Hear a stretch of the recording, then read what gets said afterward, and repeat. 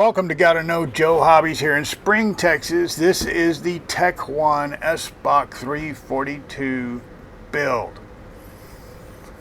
I haven't been able to find a build video anywhere online for one of these kits, and it is probably one of the most frustrating little kits to build.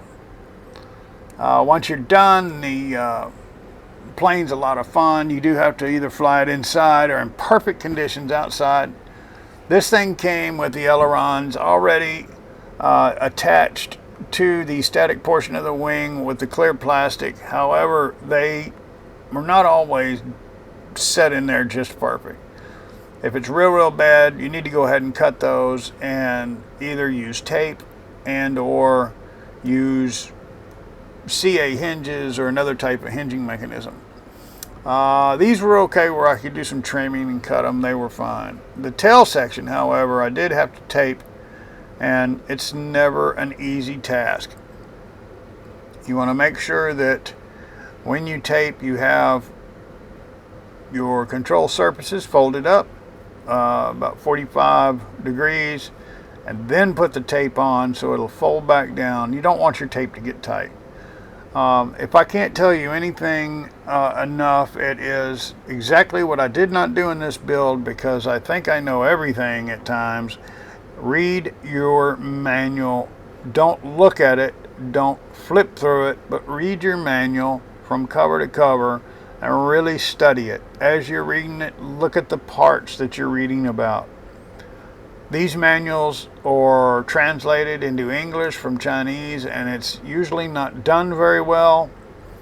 These kits come with beautiful color pictures, but the problem is they're too dadgum small to understand what it is they're trying to get across to you.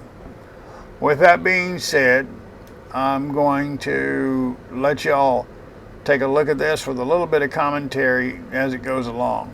Right now what I'm doing is I'm just trimming back all of the excess clear and trying to clean the parts up. Mock fit everything. Try to put it together dry with no glue and make sure it fits. Look and look, check and double check and triple check, and don't make this one mistake. First rule of thumb, read the manual top to finish. Don't flip through it. Read it. Try to understand what's going on and what they're asking you to do. And number two, do not get out of order. Don't jump ahead. Always go in order. The other thing is, I want you to lay all your parts out. Check your inventory. You'll see here in a little while where I made a mistake and it kind of cost me. Lay all your parts out. Make sure you got everything, and then move on to your build with a foam safe ffiA glue. Okay, what I'm doing here is I'm going in and I'm cutting the plastic away from when I've got two parts that are going to go together. I don't want foam to plastic, I want foam to foam. Be sure you only cut through the plastic and not into the foam, because you just got a little bit of foam there. If you start cutting into that foam, you're going to make a weak spot and it's going to want to break on you.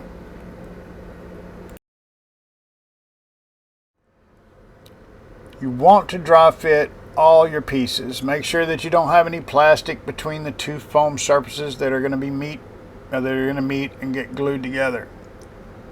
Always dry fit, always form fit, always mock up.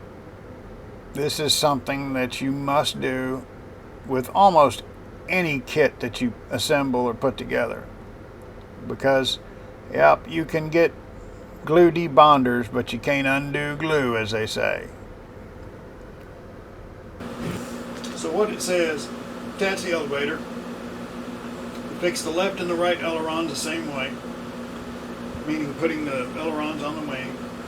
Place the two wing pieces on the fuselage, make them centered, then fix the glue as pictured.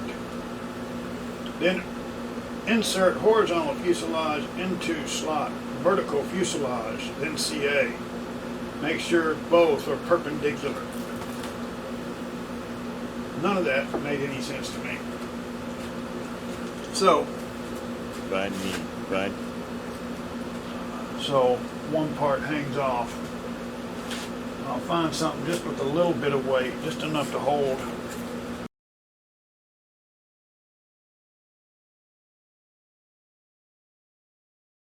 When I push this up against there,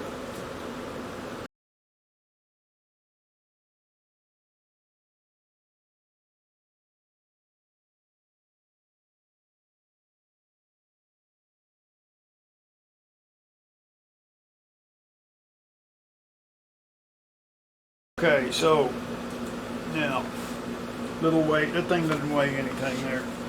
Just a few ounces, just enough to hold that thing, you know, keep the fan from blowing, right? And now we've got Speed Racer and the upper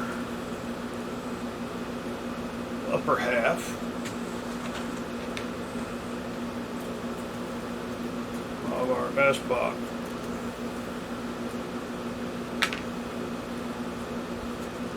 Yeah, I work a lot of hours. You know, it's what, 1, 2 o'clock in the morning right now. Always working in the shop. I don't get to fly as much as I used to. And we went to the beach here a while back, and I took some planes and stood in the water and flew my planes while I was knee deep in water, flying around with the seagulls. Boy, we had a good time. Yesterday, for the first time in I think a year, I went to a field to fly. And I'm a big, or was a big wing pilot. I love flying wings. We designed them, raced them, wrecked them. And with my cocky little attitude, I had bought an Aggressor, and I liked it so much, just from the looks, I bought another one. Got it over there. And I throw left-handed. So I'll have the wing in my left hand. I hit the throttle with my chin, and I let the wing bring my arm around, and I'll let go. But I've always got control of the ailerons. For some stupid reason, I had the wing in my right hand. I go up full throttle, it comes out, and it launches beautiful. But when I come up to grab my radio, I overjudged in the haste of getting my hand on the radio, and I bumped the right stick, and it rolled over and plowed it into the ground, and it made a lot of damage. And I was pretty upset about that. Lord Almighty. I might show that a little bit later on. Okay, so now we're going to come back and find all of our tabs that stick in.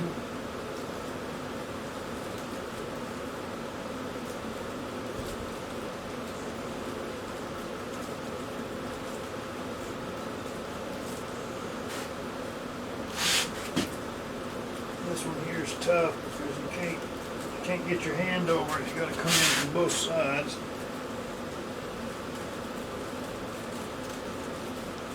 So I'll grab it like this and wiggle forwards and backwards.